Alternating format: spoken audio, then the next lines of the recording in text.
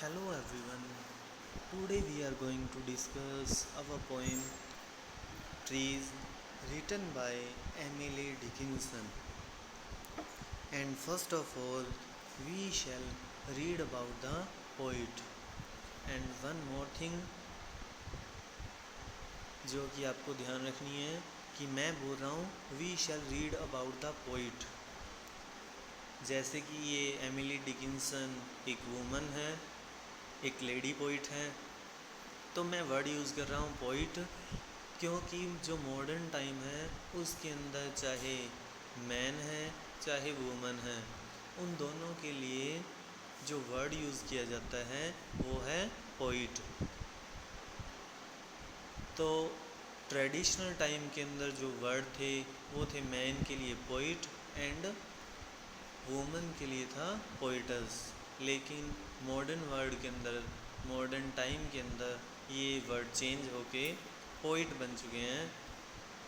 इसलिए अपने रीड करेंगे अबाउट द पोइट।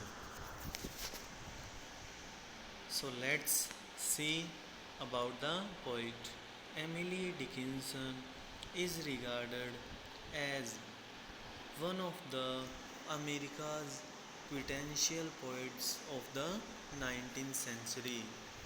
ये जो एमिली डिकिंसन थी वो अमेरिका के जो 19th सेंचुरी के जो quintessential poets, best famous finest poets थे, उनमें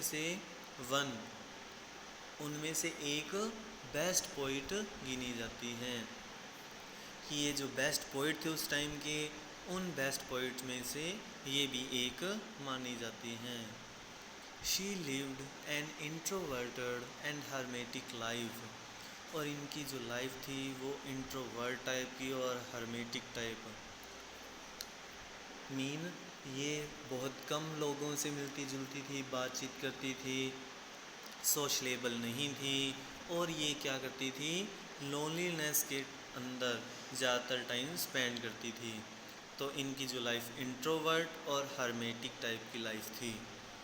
and published very few of her poems in her life time. और इनके लाइफ टाइम के अंदर इनकी बहुत कम ऐसी पोइम्स हैं जो कि पब्लिश हुई थी। हर output 1789 poems in all were published posthumously। और इसका आउटपुट क्या है, उनकी जो ये सारी पोइम्स हैं 1789 poems in all were published posthumously। कि रिज़ल्ट क्या हुआ, क्योंकि बहुत कम लाइफ टाइम में पब्लिश हुई तो इसलिए ये बता रहे हैं कि पोस्थ्यूमसली पब्लिश हुई। और पोस्थ्यूमसली का मीन होता है आफ्टर डेथ। तो इनकी जो ज़्यादातर पोइम्स हैं वो आफ्टर डेथ ही पब्लिश हुई थी। एंड नेक्स्ट, यहाँ जो पोइट हैं एमिली डिकिंसन, उनकी पोइट्री की जो क्वालिटी हैं, करैक्टराइजेशन किया गया है, क्या है कि हर poetry is characterised by unconventional capitalisation and extensive use of dashes along with unusual imagery and lyric style। कि उनकी जो पोइट्री है उसके अंदर क्या क्वालिटी है, वो किस टाइप से अलग है। अनकन्वेंशनल कैपिटलाइजेशन मीन गैर परंपरागत, कन्वेंशनल नहीं है, अनकन्वेंशनल है।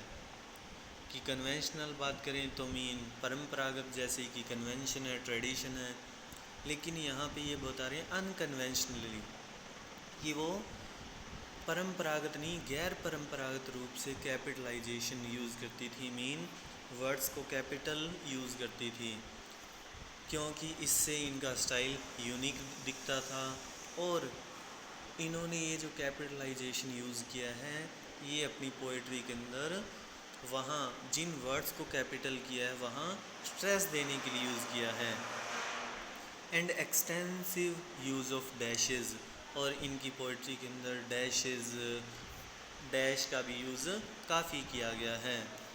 और इसके साथ साथ unusual imagery and lyric style, और इसके अलावा इनकी जो इमेजरी स्टाइल था, लिरिक स्टाइल था, वो भी अनयूजुअल, असामान्य इमेजरी और लिरिक स्टाइल इनका था, जिस वजह से इनकी जो पोइट्री है वो अलग मानी जाती है, स्पेशल मानी जाती है, गिनी जाती है।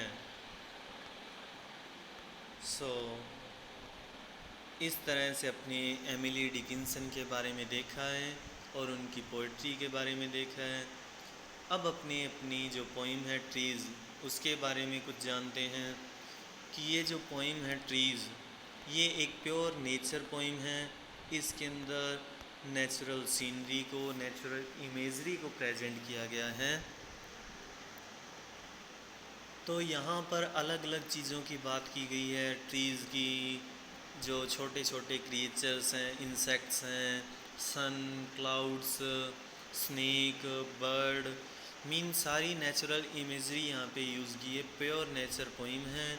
और यहाँ पे एक ब्यूटीफुल समर डे को डिस्क्राइब किया गया है कि वहाँ एक समर डे के अंदर, मीन गर्मियों का एक दिन है, और उस दिन के अंदर वहाँ उनको जो सीन दिखाई देते हैं वो कितने ज़्यादा ब्यूटीफुल हैं।